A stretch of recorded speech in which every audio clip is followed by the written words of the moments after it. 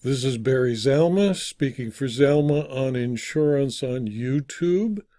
I am an attorney who has retired from the practice of law and now spend my time as an insurance claims consultant, an insurance claims expert witness, an author and producer of these videos. Today we're going to talk about insurable interest, an important part of every insurance agreement. Every first-party policy of insurance requires that the insured have an insurable interest in the property that is the subject of the policy of insurance. No first-party property policy actually insures property. It only insures a person or entity, a business, a corporation, a partnership, against the risks faced for the loss of that property. And to insure, the person seeking the insurance must prove that he, she, or it has an insurable interest in the property. In a case called Beckon versus AMCO Insurance, the United States Court of Appeal for the Eighth Circuit concluded that under Missouri law and in general, a person has an insurable interest in the subject matter where he has such a relation or concern in such subject matter that he will derive pecuniary benefit or advantage from its preservation, or will suffer pecuniary loss or damage from its destruction, termination, or injury by happening of the event insured against, such as a fire. The insurer may protect itself by strictly defining the interest covered by its policy, or by obtaining representations or warranties about the state of the title if it deems this information is important. What it cannot do is to issue a policy, collect the premiums, and then argue that the value of the insured's insurable interest in the property is less than the coverage it underwrites. In AB Petromart versus Ali T. Beydoun Insurance Agency, the Court of Appeals of Michigan found that its determination of who was entitled to recover under a policy and what is an insurable interest. It found that AB Petromark and Aref Bazi appealed the trial court's order that granted summary disposition in favor of Prime One Insurance. The plaintiffs filed the suit to recover insurance benefits related to the destruction of a gas pump at a gas station Petromart operated. There is no question that Petromart did not own the gas pumps. Bazi did. Petromart instead operated the pumps in the course of selling gasoline at the gas station. There was also no dispute that Petromart insured the gas pumps with Prime One. The trial court granted summary disposition in favor of Prime One with respect to Petromart's claim because it determined that Petromart did not possess an insurable interest in the gas pumps. Pursuant to Michigan law, an insurance contract to protect an insured from loss of property is an indemnity contract for fortuitous events. In order to be entitled to indemnity under such an insurance contract, the insured must have an insurable interest in the property. In Michigan, as in most states, legal interest is not synonymous with insurable interest, because an insured's pecuniary interest in the insured property is sufficient to constitute an insurable interest. The dispute arose from an incident where the automobile ran into and caused the destruction of one of the gas pumps located at a gas station in Detroit. The crash started a fire, destroyed the pump. Bazi was the sole shareholder holder and owner of Petromart, and Petromart is the entity that operated the gas station. However, the gas pumps themselves were owned by Bozzi. Petromart insured the gas pumps by purchasing an insurance policy, which provided, among other things, $30,000 in coverage for gas pumps. After the accident, Prime One eventually declined coverage because it asserted that Petromart did not have an insurable interest in the gas pumps, as Bozzi, not Petromart, owned the pumps. The trial court noted there was no dispute that Bozzi owned the pumps and that Petromart merely operated them without any leasehold agreement. Under the clear language of the policy, the only named insured was Petromart. While Bozzi signed the insurance application, he is not named anywhere in the policy itself. Indeed, the policy provided that AB Petromart Inc. is the sole insured. Thus, without being a party to the insurance contract, Bozzi cannot maintain a breach of contract claim against the insurer. It is clear the contract itself did not provide any basis to conclude that Prime One undertook any promise directly to or for Bozzi. Because Bozzi was neither a party to the contract nor a third-party beneficiary, he could not maintain an action for breach of contract against Prime One. Accordingly, the trial court correctly granted summary disposition in favor of Prime One against Bozzi. Under Michigan law, an insured must have an insurable interest to support the existence of a valid insurance policy.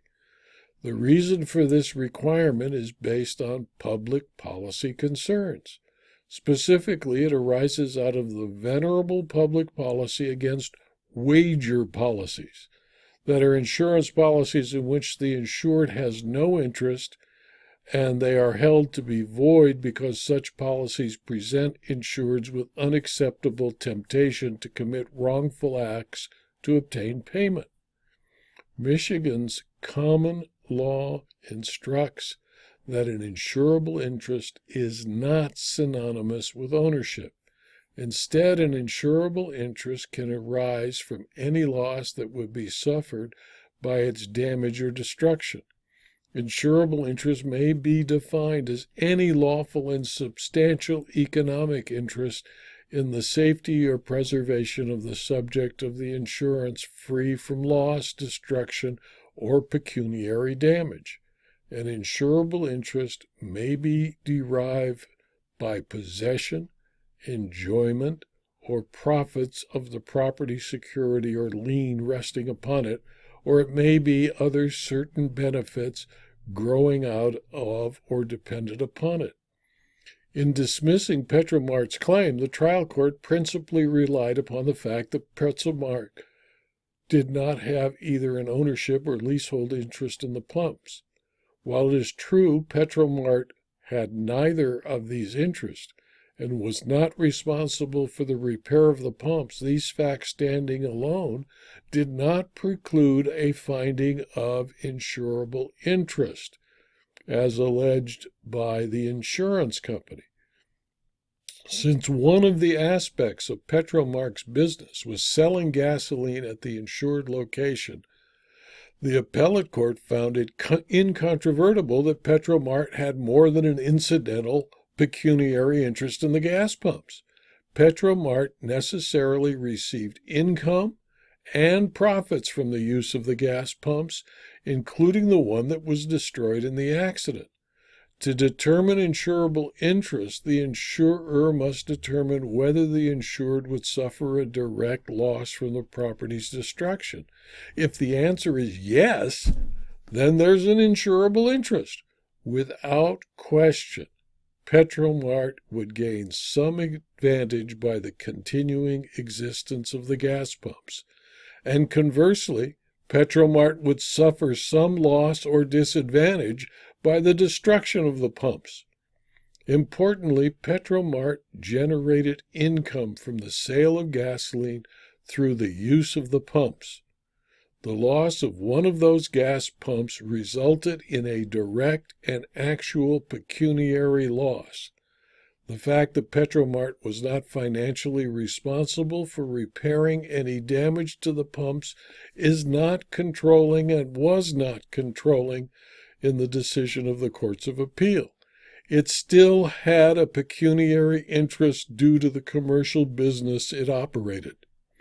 The court noted that while any lost business profits appear to not be recoverable under the insurance policy, that fact is immaterial in determining whether Petromart had an insurable interest in the gas pumps, because Petromart had a clear, substantial, and direct pecuniary interest in the pumps. The appellate court concluded that the trial court was wrong and that Petromart had an insurable interest in the damaged gas pump, because Petromart's ability to operate its gas station is financially affected by the functioning or non-functioning of the insured gas pumps. It had an insurable interest, and the decision of the trial court with regard to Petromart was therefore reversed.